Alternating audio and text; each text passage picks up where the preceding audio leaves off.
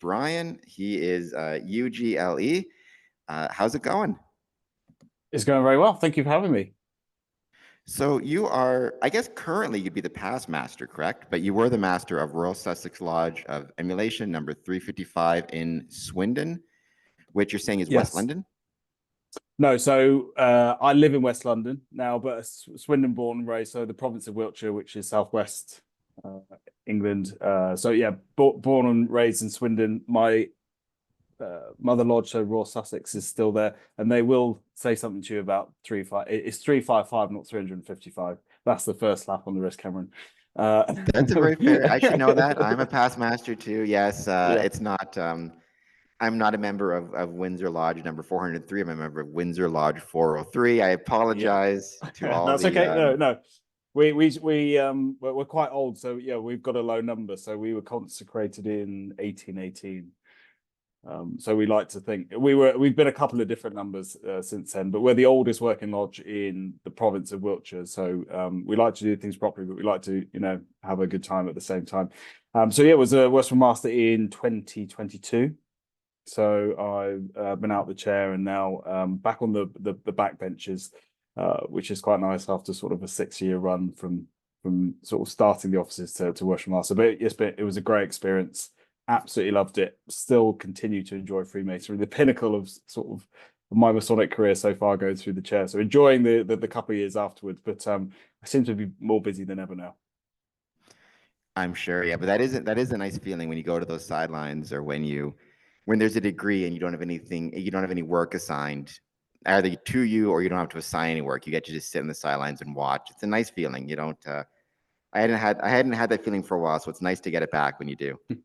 I think there's two types of people. There's those who, because starting it in a guard or wherever you start on the ladder to Worshipful Master, you've always got something to do. And we meet quite regularly for 7 meetings a year, so from October through to April. So every month from October, we've got something to do. So you're always planning for the next meeting. You're always learning something. So yeah, 6 years of that almost, and then you've got nothing to do really. You've got immediate past master where you're helping to prompt if necessary and do a few other things. But thereafter, it's the bit of a wilderness sort of phase. But there's two people: those who really enjoy actually not doing anything, or people like me who think, I actually quite enjoy doing something. And what am I going to do now? And I get bored very easy. So I'm like, right, I need to learn something, need to get stuck into something else. And I think that's pretty much where the Holy Royal Arch came into it and sort of now going through the stages of that. So yeah, I mean, I complain about how busy I am sometimes, but I think deep down, I actually love it.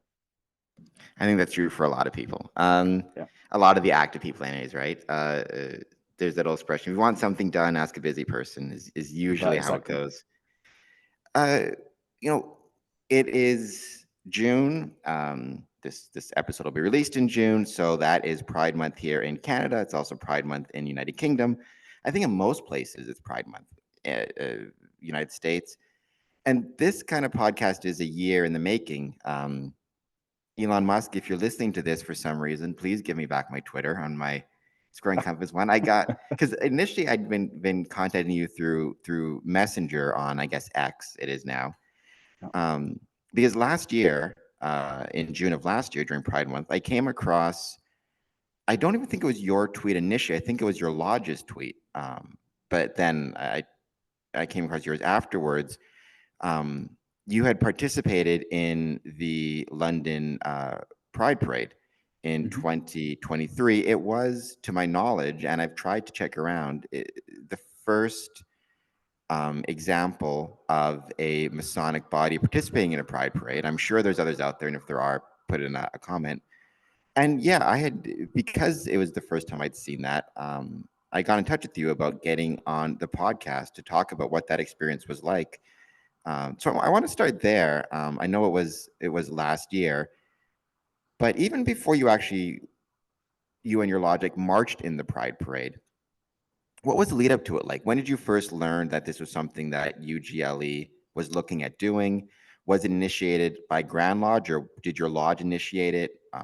And what was the space of time between when you first learned it was possible to when you learned it would be happening? I think it was pretty quick. So my first real introduction to sort of UGLE being sort of a really significant figurehead for obviously Freemasonry in the UK, but really sort of a very progressive, a really helpful tool to be able to say, you know, we accept all sorts of people, all types of men. And again, the same for women's lodges as well. They asked me to do a blog for the website about my experiences of coming out and being a gay Freemason, which I think initially was really humbling to be able to do, but I didn't really appreciate actually how much help it would be to people, myself included. Obviously, it was a bit nerving to be able to put myself publicly and say, this is who I am, this is what I enjoy. But actually thought, it's really good for me to be able to do that. I'm not shy of who I am. I'm not scared of who I am. I'm really happy to help others. I've had 10, 15 people from across the world really respond to that blog post initially and say, that's been really helpful. I've been thinking about joining Freemasonry, not sure if I would ever be accepted to be able to do so. But your blog post has really helped. So managing to catch up with people there, messaging on LinkedIn, Twitter, X, and lots of other means just because of that. And, through that blog post alone, there's been 2 or 3 people that have actually joined Freemasonry. So it's a really proud moment for myself. So that was my initial, I guess, introduction to UGLE being very, very supportive and really sort of pushing the fact that, they're a very inclusive society. Sorry to jump in. But, yeah, sure. Sorry. The blog post you mentioned, that's the Inclusivity and Freemasonry, Freemason story, because I read that. And just so anybody wants to check it out, I'll leave a link to it in the description to this video. Sure. Yeah, and that was maybe the start of it. And I thought, this is really great and this is really helpful. And like I said, lots of people came forward. I think a little while after that, there was rumorings of usually wanting to do something for Pride. So I can't really say I had much help. Well, I didn't help too much in setting it up. It was really from sort of the United Grand Lodge of England level, but they had a spot in the parade, which was great. And I think, like you said, it was the first time that any sort of Grand Lodge has done that. Again, I might be wrong, haven't really done too much research into it, but I know there's lots and lots of gay Masons within the UK that are very, very proactive in, promoting themselves as gay Masons, and the fact that to help recruit and build that rapport with the public and say you can join if you want. So it's a really good movement here in the UK to do it, and then to be able to do it on an official level at Pride in London, which is a huge event every year. Which something I actually had never done. Obviously, I do live in London now, but I'm not from London, so it was really great to do. It was really great to be able to march in the float with lots and lots of other clubs, societies, sports teams. It was fantastic, and the support we got was great. We UGLE organised this with tote bags to be able to give to people with leaflets in and explaining what we're doing and why we're doing it, and who we are as a fraternity, and it proved really well. So it was really, really popular. We had a little van as well, little mini van that took us around through the float. The day was fantastic. The people who took part were absolutely amazing. And just to be able to talk to people are like, what is Freemasonry first and foremost, and the significance of why we were there and what we were doing. It was just a fantastic day all round. I think everybody who participated really enjoyed it. What was I've looked at pictures and stuff online. Like you said, it seems like it's just a massive event. What was it like, kind of, for you that morning? I mean, what time did you have to get there? What was it like getting to your spot? And just to see, both in terms of the staging area and all the people participating, and then to actually be marching and see, it looked to me like tens of thousands, right? Like, what was that experience like? I mean, I can speak, we haven't done it in a little while, but here locally, in a few years, Masons marched in the local Canada Day parade. And you're not only that size, but it was still a really special thing. But just getting up in the morning, getting to the spot, you feel like you're part of something pretty big. What was that like for you, that experience of kind of getting ready to go and actually seeing all the people? Well, I suppose if you know London, you know how big it is, right? So I think that the lots of and the joys of London, it's so historic, and the streets are very wide, and the buildings are fantastic, and the monuments that you drive through, and driving through central London, if you ever get to do it, you know, in the middle of the night or really early morning, you get to appreciate, you know, actually the splendor of London without the traffic. We went to a park to start with, so I think our meeting time was about 8:30, 9 o'clock, because you have to get ready to be able to march. So that there must be a couple of miles line before you even start, because like I said, there's so many people that I think in 2024 there was about 29,000 people marching or supporting. So you can imagine that, you know, it can be quite chock-a-block there. So we got there. We all had T-shirts made by UGLE, which was great. We had banners as well, which again, just, you know, mention why we were there and who we were. The tote bags, we had to pack those. Some of the poor people, we all had parts of taking the leaflets out, packing them in. A member of the UGLE, a team I met at the service station the day before, and we helped pack bags. So it was all very, very good. It was all good fun. Took a bit of work to get everything ready, but yeah, once we started, again, it starts, and depending on where you are in the queue, you could be stood there for half an hour before you even started moving. So then at that point, it's about 45 minutes until you sort of march to the end. So really, really great. Lots of people there, lots of support. It's really difficult to explain, but to go somewhere where everybody doesn't care who you are, doesn't care what you're doing, who you're doing it with. What they care is they're supporting you, they're supporting the teams there, the football teams, the rugby teams, the societies, the fraternities. Everybody's on the same page. Obviously, there's a few people that, you know, don't really like it, and they try to make themselves heard. But, you know, it's almost the worst place for them to do it, because we're all very loving and we all get on, and that's what we want: support, friendship, unity, getting together, and to be able to promote Freemasonry at the same time. It was just a bit of a sort of cherry on the cake moment, really. How many Masons were in the parade with you, and were there also husbands, wives, kids, family members? Like, was it exclusively Masons marching, or did family members also take part in the march? Yeah, so you have to be very careful, because it's not, you've got a certain amount of wristbands to be able to let people to be able to march. So I think we had about 30 probably people or so. So yeah, mainly Freemasons. There were women Freemasons there, which was great. There were lots of male Masons there, friends as well, helping and being able to promote it. So if you imagine it, there's a van with a standing platform on the back. So there's a few of us just waving, and you know, there's boards on the side of the van as well, promoting Freemasonry, what we stand for, what we're about, and then the rest of us just marching. So yeah, about 30 people meeting, greeting the crowds, giving out the tote bags, giving out the leaflets. It was really special. And again, we're there, but we're a very small. I don't know, there must be hundreds and hundreds of people marching for all different reasons, and so to be able to integrate with them as well, and talk to them as you do, it's a very special moment. And everybody got on. And then we got back to the end bit, and it's actually very exhausting, because you're on your feet. There's lots of emotions. It's very thrilling. It's again a weird experience until you're there. I suppose it's like going out on stage. So yeah, it was fantastic, and again, friendships that would last a lifetime, because we lots of us knew each other, lots of us didn't. But again, we all have something in common, and that is Freemasonry. It's not necessarily our sexuality. It's Freemasonry. We're there to promote Freemasonry, but more importantly, we're there to say, this is Freemasonry, this is what we do, and if you'd like to join, you are more than welcome.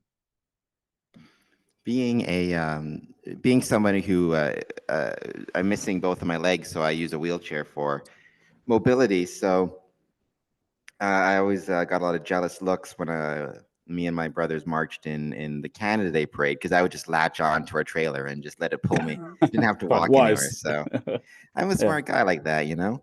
And just out of curiosity, I'm assuming, because this was UGLE, United Grand Lodge initiated, I'm guessing you had, like, how far did brothers travel to be in the parade? Was it primarily London area, or did you have brothers traveling from different parts of say, the United Kingdom, or even Scotland or Wales or something?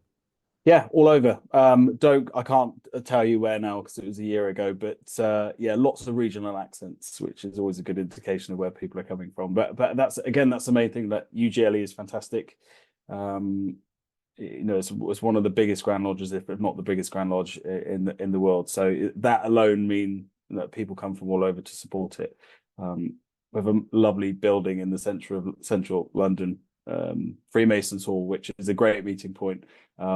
And you could almost walk by it and not know it's there. You just think it's a very regal building. But that alone means, lots of people can come there. They meet there, congregate there, and we do meet there 4 times a year for massive meetings. So I was just trying to think yeah, definitely from up north. So your father's neck of the woods, I'm sure, near Newcastle and thereabouts. But yeah, lots of people come a long way to support it. There's pride events everywhere. London just being the big one in the capital city, but Brighton is another big one here in the UK.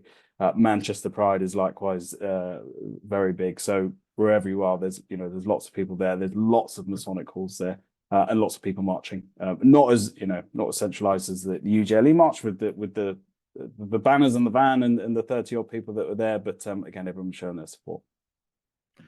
Yeah, and I think that does, and we talked about this kind of offline before we started, right? That does bring up the point, and this is kind of applicable beyond England to almost any jurisdiction, right? Like you can have, and I think it's certainly easier when a Grand Lodge initiates things, but there's nothing stopping a local Masonic body, a local lodge, from requesting dispensation and requesting to march in their local pride parade. And I'm also assuming, because we talked about it again offline, and this isn't meant as a knock against pride, right? But taking part in the London Pride Parade is going to be probably a lot more expensive, and there's going to be a lot more things to do than, say, a local town's Pride Parade, which may be much smaller, much more cost effective.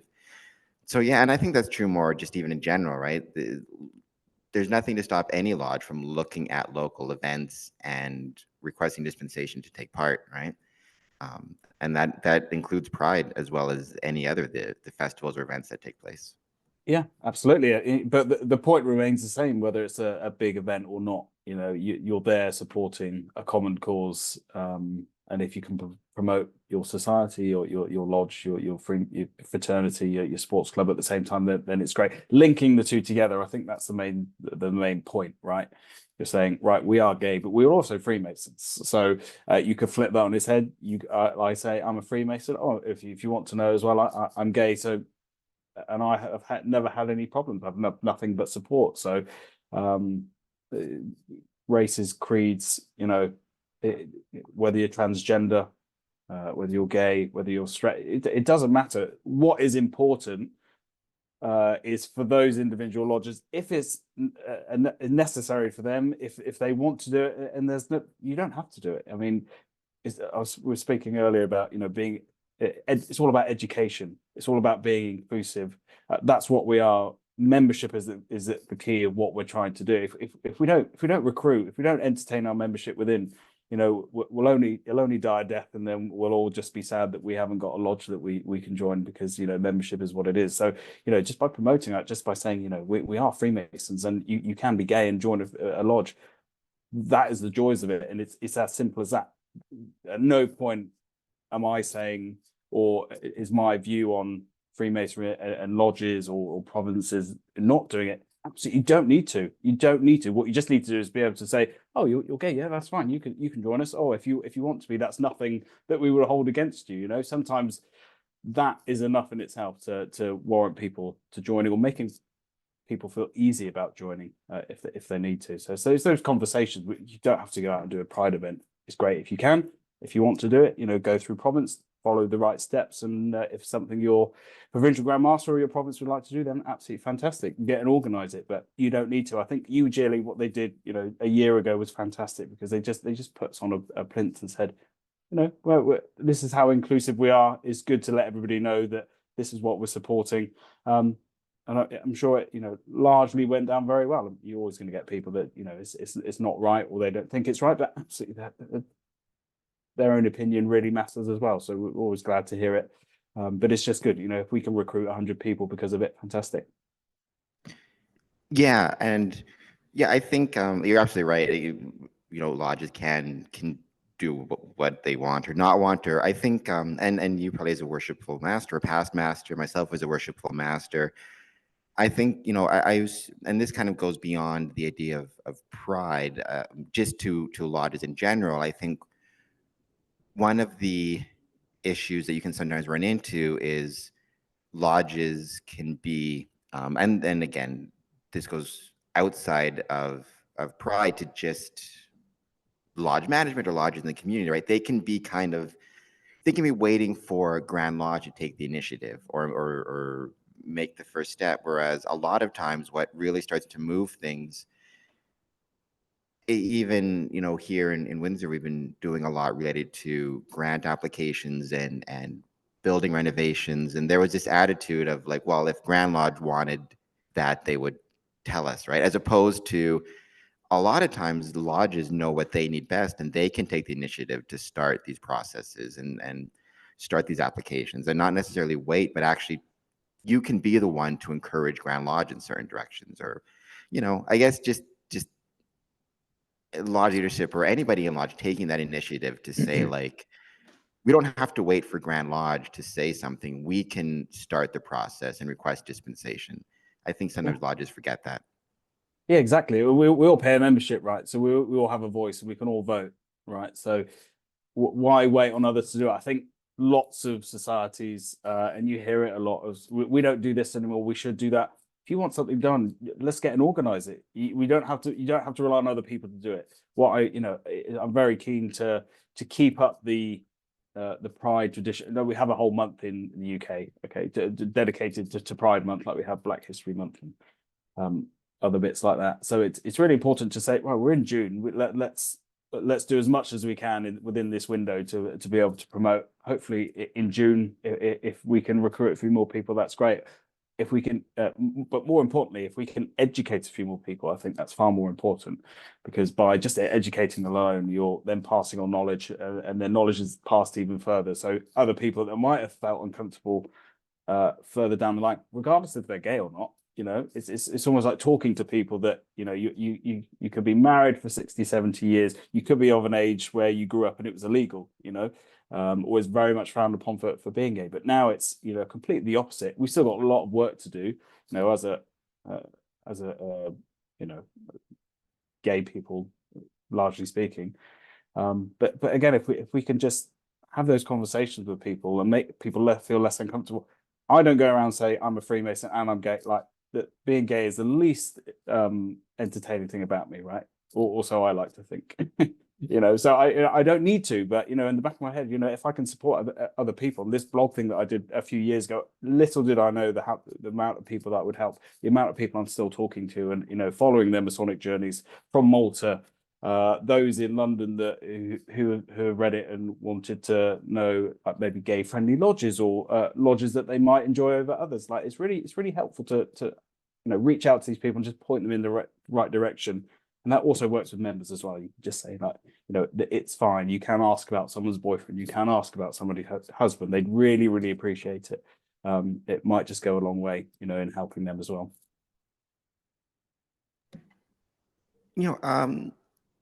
I did want to not just talk about your involvement with Pride or with Pride in general. I was curious, and I talked about this with you offline, kind of some more general about your Masonic journey, but particularly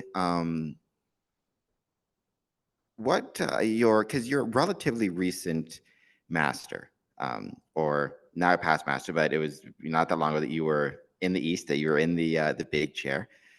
And I was master for the first time in 2015.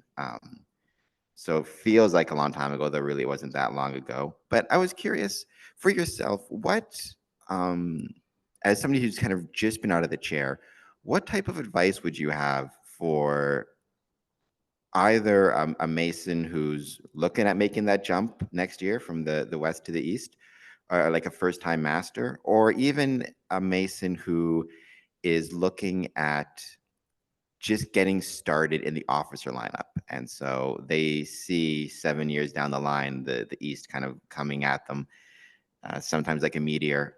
What advice would you have first for a first-time master about to win the chair, and then also for those brothers looking at taking an officer position and eventually finding themselves in the East down the line? A really good question. I think you're, for the senior warden who's about to make that step, I mean, it does come around very quickly to the point that you made there. I would say you know more than you think you know.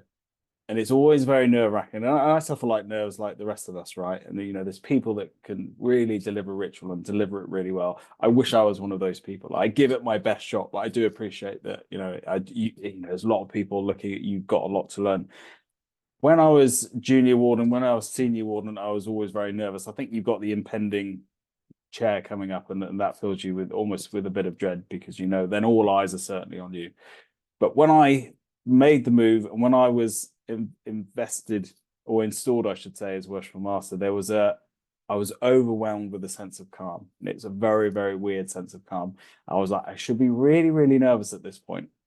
But I'm sat here looking at everyone, and everyone says, you're the boss, you're in charge of the lodge for a year. And I actually felt like, you know what, this is the year when I need to make it happen. I worked so hard for this. And I think lots of people feel that way when they sit in that chair. They're like, right, it is what it is. Let's get on with the show. And you've got some good understanding. You've been looking at the lodge setup. You've been looking at the way people deliver ritual and how things work. You've been learning behind the scenes like crazy, most likely. So you can only do so much. And when I sat in there, and I think this will go for most people that sit in a chair, it's a lot easier than it looks. You've got a lot of people like you, but looking at you, but you've got a lot of support as well. Your secretary's there, your director of ceremonies there, all the brethren in the lodge. They're looking to you, and they're there to support you first and foremost. So it's really, really exciting. I loved it. I actually miss it. I know some people, and you might be the same. You can't wait to get out of the chair and then take a back seat and just enjoy somebody else doing it. But I really missed it. So again, it's another reason why I've kept busy. I'm now lodge almoner, mentor, and charity steward as well. So the three bits there. But again, it gives me some connection to Freemasonry, connection for Freemasonry in Wiltshire to my lodge, but from a distance. Obviously, I live about an hour and a half away now, so I can't get to rehearsals, can't get to see the chaps very much. But it's my way of sort of staying connected. I guess for anyone looking to join Freemasonry as well, lots of people join for lots of different reasons. I've been very intrigued with Freemasonry for years and years and years. Probably wouldn't have joined if someone hadn't said, do you want to come up and meet the guys and have a drink? I probably still might not have joined. I don't know if I would have, logged onto the website and logged in and registered my interest that way, but I'm glad I did. It's really good, and you'll get so many different things out of it if you want to progress, and that's absolutely not something that you need to do, but it's available there for you. Just think about it. Take some time. We've got some really keen guys in our lodge who are can't wait to learn ritual, can't wait to learn exactly what it's all about and how things work. But there's lots of people that aren't maybe so forthcoming. And are quite happy to just sit and take it in for a couple of years, which is absolutely fine. Then if they're ready to go through the ranks, then great. A good friend of mine who I brought into the lodge, Kev, he's now senior warden. So again, it's a very proud moment for me. And he's a busy guy, got his own business, got a young family, but it wasn't me forcing him to then go around the offices. But I think it was it felt right. And you look 6, 7 years down the line, and you think where am I going to be? Can I afford to do this? Have I got enough time to be able to afford to do this? But I think you're working out, and if it gets too much, you can stop. You need to say, I need a break. I need to take a year out. I need to, step off the ladder for a bit. That's absolutely fine. Nothing wrong with that. I think the support again through Freemasonry, through the members that you have, are fine. So join. I mean, it's one of the best things I ever did. I don't want to go as far to say as it was the best thing I've ever done, but if I hadn't have joined Freemasonry, I do wonder what I'd be doing every second Friday from October to April for the last 12 years. It would be a massive. I don't know what I'd be doing. Probably something that makes me a bit more money, but yeah, I thoroughly enjoyed it. It's been one of the best things that I've ever done. And I really can say that I've met some of the most fantastic people, some of the best friends. Been to a couple of weddings, been away with friends. We've got an impending trip to Barcelona with two guys from the west of the province coming up in a couple of months. So, things that I've never been done. The States is a fantastic one, and your neck of the woods in Canada. I haven't been to a lodge in Canada, but took some time off 5 or 6 years ago. And I thought I'm going to go to the States. So I went to the States for 5 months. So I thought I'm just going to email a few lodges whilst I go over there. I went to some of the loveliest places. I met some of the nicest people who don't know me from Adam, right? But we've got something in common, which is Freemasonry. And they showed me around, went to their lodges, ate with them, met their friends. They took me out, took me for drinks, showed me around the city, Washington, D.C. I had a walking tour with one of the members for about 8 hours, and it was so good. So those people who are dubious or think it's a bit funny or you're not going to get much out of it, you get out of it as much as you want, and you put in the hard work and you certainly get it. So think about it, consider it. If you're concerned about not enjoying the lodge you're in, there's lots of special interest lodges. A big movement in the UK at the moment for UGLE is special interest lodges, so sports lodges, so rugby lodges, Formula One lodges.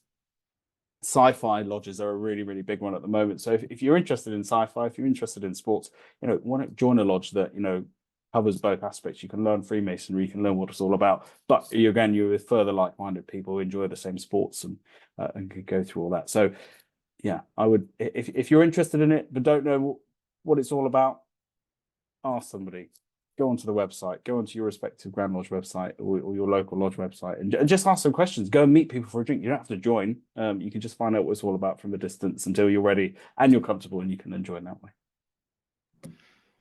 Well, yeah, and I think most Grand Lodges now are really encouraging kind of the not the opposite of what you said, but from the reverse perspective, from the lodge perspective, right? Before, if you have somebody who's interested in joining, before you're giving that person, before giving him an application and signing off on it and all the rest of it, right? That you take the time to get to know the person and invite him out for refreshments after lodge, or invite him out for a drink, or really, taking the time to answer any questions he may have and getting to know him and his family, his family before you take that next step. And I think that that's something you touched on, right? It's really critical, I think, for if somebody's interested in Freemasonry, that they take the time to get to know the members and the lodge and hang out with them socially, and vice versa for the lodge as well, and not kind of rush the process or feel like you got to get this person through right away.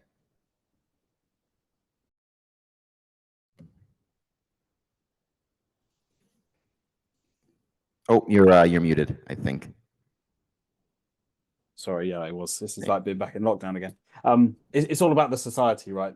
And the friendship and the group that you have. And regardless, I think COVID was a good one of that. Lots of people had Zoom meetings and would do social quizzes and bits like that from a distance. I think Freemasonry had been doing that anyway. Okay, it was more online, but it's again of supporting each other. Lots of people go to lodge because that's all. Their only time that they can get out that week, if maybe they're a bit older and they have friends at the lodge and they can visit. You can visit 5-6 days a week if you want. It's really out there to be able to do. So promoting Freemasonry from within is always key. But just speak to somebody, just speak to a member. So what do you get out of it? What you get out of it, Cameron, will be completely different to what I get out of it. We have the probably the same common interest. We like meeting up and doing the ceremony and rehearsing and the social side of things. But there's stuff outside the lodge as well. Like I must talk with a member of my lodge every day of the week, and friends that I've met only through Freemasonry that we'll speak to throughout. There's a new and young Masons thing, young and new Masons clubs, light blues clubs in the UK are really, really popular, and I'm sure they're popular around the world as well. But we've got a big meeting, a conference in September, which I'm really, really looking forward to, just seeing some old friends and people are willing to travel. And you'll see guys from the north of England, from the south of England, from the west of England, everybody coming together to share that common purpose, which is Freemasonry. But at the same time, it's a huge catch up and learning from each other and what one lodge does to another province, what they do to and what we could take and what would be good and what would be handy.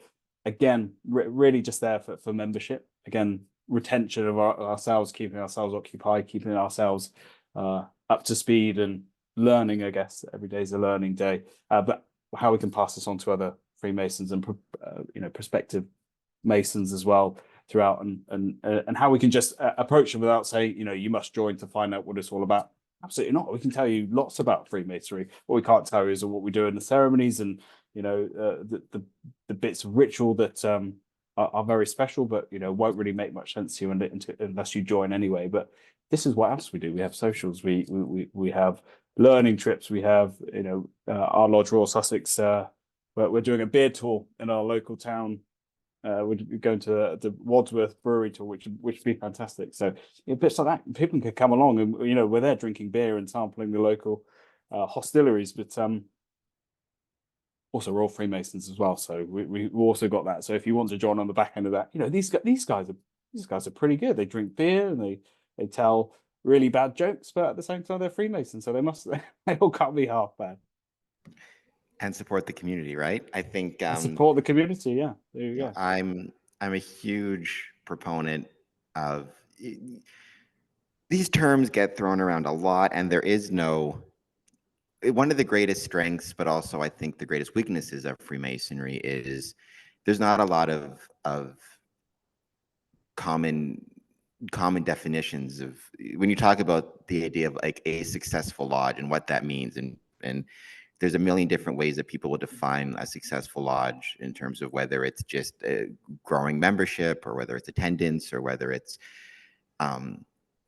money in the bank or how many degrees. Like you see a lot of different kind of definitions, right? My definition, or the definition that I've always really been pushing, is a successful lodge. The term success is a measure of relevance between the lodge, its members, and the community. So the question I usually ask is, if I snap my fingers and your Masonic lodge, including the building in which it meets, cease to exist, like the brothers still exist, but there's no longer a place for them to meet or no longer a lodge meeting for them to attend, would anybody in the community notice, and how many of the actual members would notice, right? And because if you have a lodge of 100 people, but you're averaging attendance of 7, that lodge is probably not relevant to the other 93 members or thereabouts, right? And so I think going back to, I took a long way around, but when you talked about the beer, the pub crawl, the beer crawl, it's like that's a way of making that lodge relevant to the community, because for every bar they go to, that's helping that local business pay its employees, pay its staff, it's showing support for the community, and it's making itself relevant to the community, which is more likely to not just encourage membership, whether or not anybody from those bars joins, but when you're holding an event, you now have more connections for catering, and you now have more opportunities to have events, right? So I know this is probably, I don't know if there's this debate in England. In North America, there seems to be a debate between kind of the initiatics, if you want to call them that, like the Chuck Dunnings, the Randy. I love him. He's a great Mason, with him and I always argue about this stuff, versus kind of this idea of being relevant. But at least from my perspective, I really like this. I really like when lodges hold events like that and demonstrate that they are relevant to the communities in which they're part of, and they actually care not just about themselves, but they actually care about the success of the businesses and the bars in the community, as well as drinking some great beer and making some bad jokes.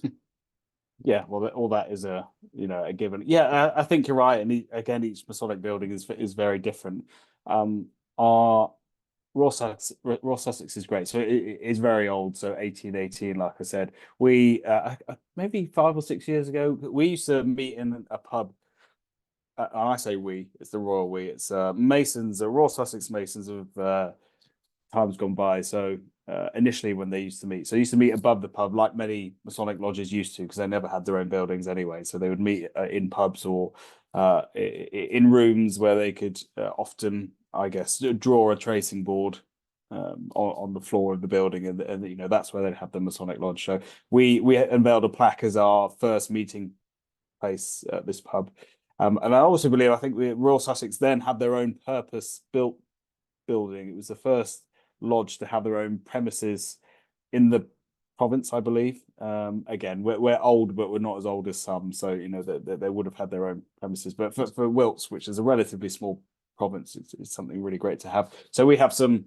I don't know what you call them, murals, I guess, but they used to fit in the windows, so they're sort of like semicircles, if you like, and they've got Masonic symbols on, and Royal Sussex. But if you walk past this building on the high street just out of town, you can see where they used to go in the windows, and not a lot of people would know that this was a purpose-built, or the premises was only for Freemasons way back in maybe the late 1800s, I imagine, early 1900s, before we moved elsewhere. But you know that's really special, and you forget how intertwined Masonry and the local community used to be. There's Masonic meetings used to be published in newspapers, you know, so everybody would know that the Masonic meeting of Royal Sussex, or you know, any other lodge that would have met in the province or other provinces, everyone in the community would have known that it was going on. So that's how integral it used to be. Okay, it's faded away now. It didn't help with obviously the war and Nazi Germany, with what they would do to Freemasons, and obviously the horrible stuff that was going on there. So it largely went underground at that point. So that never sort of made a comeback, and then it's gone a bit quiet since. And we tend to get a bit bad press now for whatever reason, but I guess it's people not really knowing what we do. But London is a fantastic place for Freemasonry and for the community. I'm not a London Mason, but I spend a lot of time at London lodges. But London Freemasons give a hell of a lot of money to local charities. If you see some of the lots of the ambulance helicopters that fly around London, all have the square and compasses on, will all say London Freemasons. I think London Freemasons, especially over the last 3 or 4 years, we managed to put 10 to 12 fire engines into service with extra long ladders so they could reach high-rise buildings, all donated by the Freemasons. So again, it's a people forget, and they're like, oh, it's only a silly fraternity of old people wearing aprons and you know dancing around like Morris meant. You know, we're so much more than that. And it's just a shame we're not in the public eye as much as we should be, because you know, we're really important. We can help a lot of people, and we do a lot of good. We give a lot to charity, and I think people, you know, just brush over that, or it's not important enough that they want to know the secrets or what we do. That side of thing is great, but it's really dull to people that don't know what they're doing. What is really important is what we can do for the community, what we can do for charities, and that's the whole reason we all get together, to have a laugh, to be better people, and to learn more, and again, give to charity. I think our service is great as well, and you know, service and charity I think go hand in hand. We give lots of money, obviously, but it's what we can do as individuals, whether that is, you know, earning money to give to charity, or you know, raising money, or you know, our time. Time is really, really important.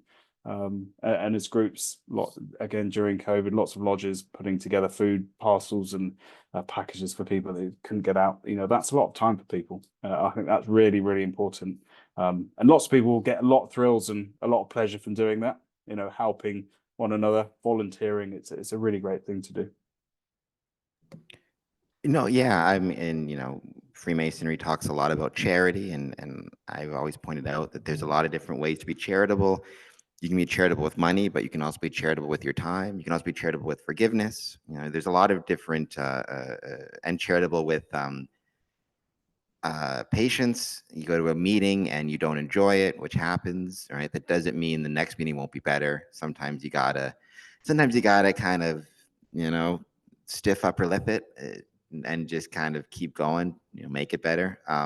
But I think you're absolutely right. Right? There's lots of ways to be charitable. Time is a big one of them. You know, and You're absolutely right. I mean, I know it's pretty late over there, so we won't delve into this now No, because this you're would be okay. another hour-long podcast. But you're absolutely right. We see the same thing in my area. I mean, the the question as to how secret Freemasonry truly is, I mean, to my researches, the little I've done on it, right, that seems to be a pretty modern idea. Like 1960s, 70s is when that came about. I mean, it was fairly regular for, like you said, the not only for meetings to be published in newspaper, like the next meeting in Great Western Lodge will be on such and such a date and such a time, but even congratulations were printed to the worshipful masters of the lodge when they would get elected, and um, I do think, I mean, everything goes in cycles, right? So, but at different times in history, Freemasonry has it sometimes the membership and the Grand Lodges have really emphasized this idea of secrecy for various reasons. But in many points in history, that was not the case, despite what some people think. Freemasonry is actually very open and discussed, and not really secretive at all. Um, and I think we're entering another one of these cycles where Freemasonry is once again kind of being treated as more of an open thing and not secretive in the way that it was 70s, 80s, 90s, when it kind of felt, at least from my experience, it looked to be more secretive. You didn't have, at least, you stopped having meetings printed in newspapers, and masters weren't getting the names of the paper and things like that. So, and there's probably, that's, like I said, a whole other podcast on why that is and how they came about. But Yeah, I think the newspaper thing is like the social media of the day, right? So you put it in, and you just happen to read it and be like, oh, what is Freemasonry? And then your interest then sparks. There's lots of really good campaigns over here, social media campaigns that sort of will go out to the local area with a radius of say 50 miles. So London is a really good one. London, lots and lots of people, 60 or plus million people. So there's a lot of people that you can promote to in a not that a wide circle. So it really works, and it just sort of sparks your interest again. You see it and you're like, Freemasonry, what is Freemasonry? Go back to Pride, and I'll talk to people and they'll be like, what is Freemasonry? Like, I'm not there to talk about, I'm gay and a Freemason. I'm there to talk about Freemasonry and say, this is what we do. You might be interested.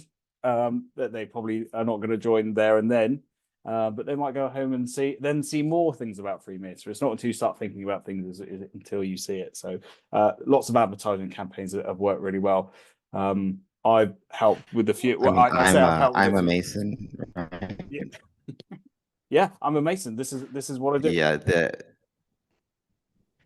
where'd it come from? I think the I'm a Mason campaign, right? Hashtag I'm a Mason initially actually started in California, but UGLE jumped on board with it, and it's a really great campaign. And I take part in it. I can't remember. I think March every year, right? You have that week-long campaign. So I think I think you're absolutely right.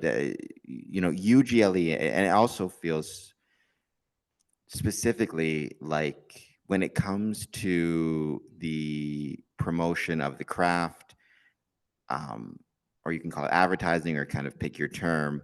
Um, California has been really ahead of the curve on this, and Oh, it's UGLE has fantastic what they're also doing. been really ahead of the curve. Yeah, seems like those two I jurisdictions in particular.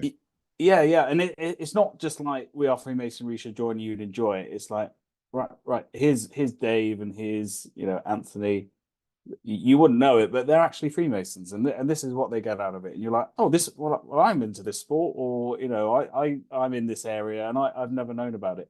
I think people really are going back to the olden times where lots of people, the olden times, I'm like 60s or the 50s, or prior to that, but because it was more integral and more a part of the community, that lots of people were Freemasons, Freemasons, or new Freemasons, so that they had something in common, and they wanted to be part of a group. I think this is what lots of people are missing these days, especially and why we're seeing Grand Lodges are seeing more people coming through the internet, because they can apply. They can say, you know, I actually don't know any Freemasons, but I'd like to be a part of it, or I'd at least like to know more about it. And I think more and more people are wanting to be part of a group where they can give back, they can be better people, they can have that social gathering, and they can be a part of something bigger. You know, whatever you want to get out of it, you can get out of it. And the fact that I've met so many great people, I found something that has taught me to slightly control my nerves, but stand up and speak in front of people, be able to give toast at the dinner table in front of lots of people. I never would do that normally. It would, you know, scare me senseless. But now I've done it. I've got the support from people. And there's one thing that I love about Freemasonry is in it's other people doing really well at Freemasonry. That is the one of the most things that really satisfies me when I go to Freemasonry. Seeing someone that has been practicing, has been learning ritual, has been practicing something, to stand up in front of lots of people, and you know they're very uncomfortable about it, but standing up, doing a fantastic job, and you think, absolutely nailed it. You know how well they feel about it. We've all been there as worshipful masters. You know, you've got a lot to do, and you've got a lot of eyes on you, but there's nothing more satisfying than sitting down and thinking, all that work paid off. I am one content Freemason. And if lots of more people wanted to put themselves, you know, on a pedestal and learn bits, they'd be satisfied as well. I agree, and that is, you're absolutely right. That is, you know, one of those really great feelings is, especially when you're a worshipful master and you've had a great meeting and the meeting's finished, and you can sit back and kind of appreciate the moment and what you did, but also what your lodge did and kind of what the lodge did together. So I agree with that. Thank you so much for taking the time to be here. You know, not just for talking to me on this podcast, but you know, your work in Freemasonry, your current work, charity steward, being a past master, taking part in the Pride Parade, all that stuff that helps, I think, all that stuff that makes the lodges relevant to the community, which, as I said, you know, is how I would define success. So I guess thank you for helping to make Freemasonry a success. Oh, you're more than welcome. And, you know, I do it because I enjoy it. And I've been given the opportunity to do it by my province, by United Grand Lodge of England, who have been so supportive and very, very progressive. And if you love something well enough, you want to see it succeed. So it's all down to the likes of me, the likes of you, to lots of people who watch this. If you want to make a difference, you absolutely can. You just got to get up and do something. Thanks for having me, Cameron.